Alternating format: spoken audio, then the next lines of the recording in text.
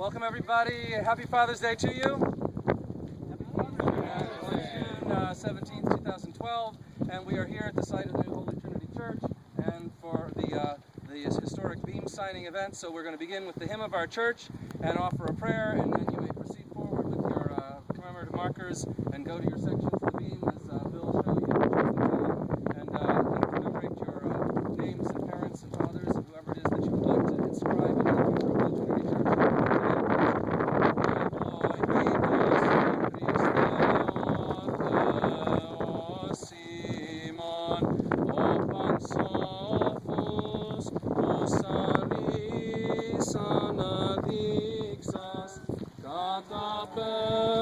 Σαφτής το πνεύμα το Αγίον και δι' αυτόν την οικουμένην σαγηνεύσας φιλάνθρωπε δόξασι.